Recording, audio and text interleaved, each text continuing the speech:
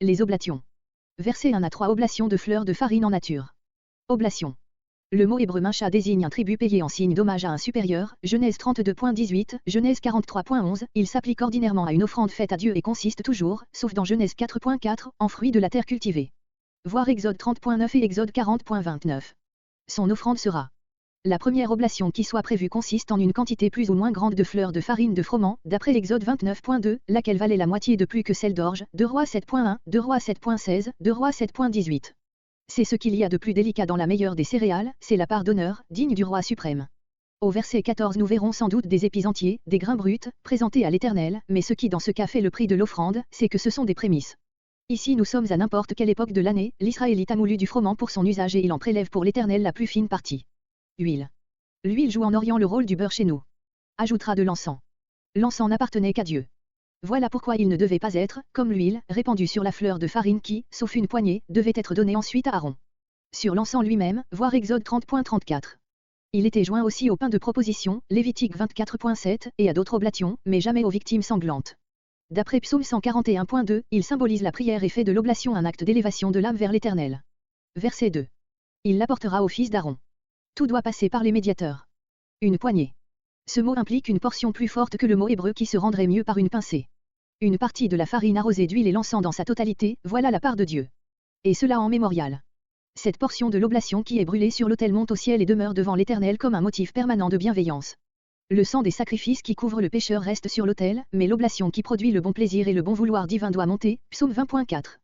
Le mot grec par lequel les LXX rendent le terme hébreu est employé acte 10.4 pour désigner les prières et les aumônes de Corneille, qui sont montées en mémoire devant Dieu. Verset 3. Le reste revient au sacrificateur.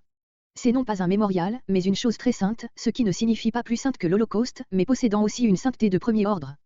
Comme le tout de l'oblation n'était pas consumé et qu'une partie rentrait en contact avec l'homme, la loi rappelle expressément de quel respect cette portion d'offrande doit être entourée. Voir, pour la distinction plus précise entre ce qui est très saint et ce qui est saint, Lévitique 7.1. Verset 4.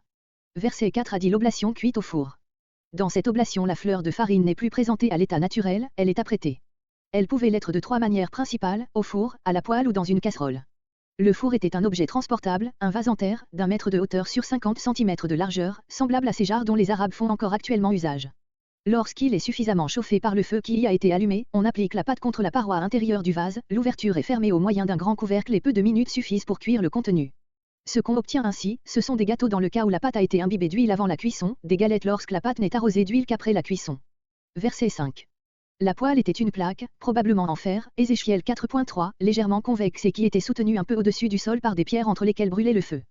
Ce qu'on retirait de la poêle, était une pâtisserie que l'on brisait, verset 6, avant d'y mettre de l'huile, car le pain se brisait et ne se coupait pas, Ésaïe 58.7, Matthieu 14.19. Encore aujourd'hui du pain rompu et baigné dans de l'huile et du lait forme l'un des plats favoris des Arabes du désert. Verset 7.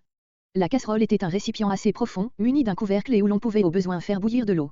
Ce genre de cuisson fournissait une espèce de tourte d'une certaine épaisseur et qui se gonflait sans l'aide de levain. Aussi la préparait on toujours sans levain. De là au verset 7 l'absence de la défense du levain, si expressément rappelé versets 4 et 5. Verset 8. L'Israélite préparait ses diverses oblations chez lui et les apportait toutes cuites au sacrificateur. Plus tard, une chronique 23.28-29, ces diverses opérations se firent dans la cour du sanctuaire avec de la fleur de farine dont il y avait toujours une provision dans les dépendances du temple. Voir aussi Ézéchiel 46.20. Verset 10. Voir note au verset 3. Verset 11. Verset 11 à 13 direction générale pour les oblations.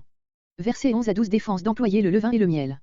Au verset 11 est relevé la défense, déjà renfermée dans les versets 4 et 5, d'employer le levain. Le levain en lui-même n'est point impur et ne souille point, mais la fermentation qu'il produit était considérée par toute l'Antiquité comme une décomposition, un commencement de corruption.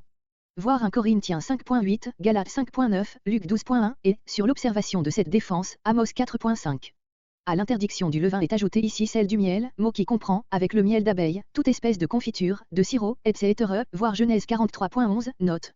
Ces substances étaient anciennement employées comme levain et servaient à faire des pâtisseries du genre de nos pains d'épices. Verset 12.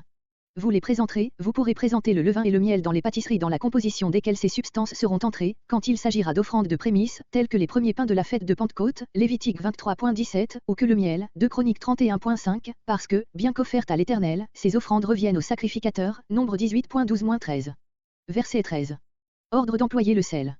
Cette substance devra être répandue sur toute oblation et même sur toute offrande. Contrairement au levain, qui altère les substances, le sel les conserve et empêche la corruption, voir Ézéchiel 43.24, note.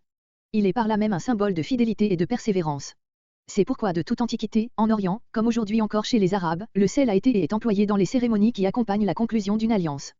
Comparez l'expression le sel de l'alliance, nombre 18.19, 2 Chroniques 13.5, dans l'hébreu, alliance de sel. Contrairement au miel, si doux au palais, le sel, par sa saveur âpre, représente l'austérité du renoncement et rappelle que la lutte contre les penchants naturels est la condition à laquelle seule peut subsister l'alliance de l'homme avec un Dieu saint, Marc 9.50. Verset 14. Verset 14 à 16 Oblation des premiers fruits. Cette troisième espèce d'oblation aurait eu proprement sa place immédiatement après la seconde, dont traitait le verset 10. Mais l'énumération a été interrompue par les versets 11 à 13, destinés à rappeler fortement la défense générale de l'emploi du levain qui subsiste malgré le silence gardé sur ce point au verset 7. Épices rôtis. Des épis frais, rôtis sur une plaque de métal, sont encore maintenant un aliment très apprécié en Orient. Du grain nouveau broyé, simple apposition du mot épi rôtis et non pas une nouvelle forme d'offrande. Une fois rôtis, les épis étaient froissés, puis mondés et grossièrement moulus et c'était sous cette forme qu'on les offrait, parce que c'était ainsi qu'on les mangeait. Lévitique 23.14, Ruth 2.14, Josué 5.11, 1 Samuel 17.17, etc. La valeur de cette oblation de nature tout ordinaire consiste en ce qu'il s'agissait de prémices, voir verset 1, note. Verset 16. Il va de soi que le reste était consommé par les sacrificateurs. Toutes les oblations réglementées dans ce chapitre étaient prélevées sur la nourriture habituelle du peuple et en rapport avec les modes les plus usités de la préparer.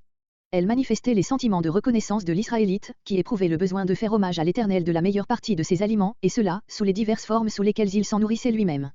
Il faisait ainsi en quelque sorte de l'Éternel son commensal. L'Éternel de son côté acceptait l'oblation qui lui était faite, mais il en attribuait une partie à ses serviteurs, les sacrificateurs. On se demande si ces oblations constituaient à elles seules une offrande complète ou bien si elles étaient envisagées comme de simples compléments des sacrifices sanglants. Le verset 4, si l'on présente à l'Éternel comme offrande une oblation, rapprochée de Lévitique 1.3, si son offrande est un holocauste, semble réclamer pour l'oblation la valeur d'une offrande complète en soi. Et certainement la loi prescrivait de semblables oblations, comparez Lévitique 5.11, Lévitique 6.20, Nombre 5.15. Cependant de même que, dans les repas, le pain est ordinairement joint à la viande, il est probable que dans la pratique les oblations devinrent le plus souvent le complément des sacrifices sanglants. Tandis que l'Holocauste représentait la consécration à Dieu de l'Israélite purifié, l'oblation était le symbole de l'hommage reconnaissant qu'il lui offrait de tous les biens dont l'Éternel le faisait jouir.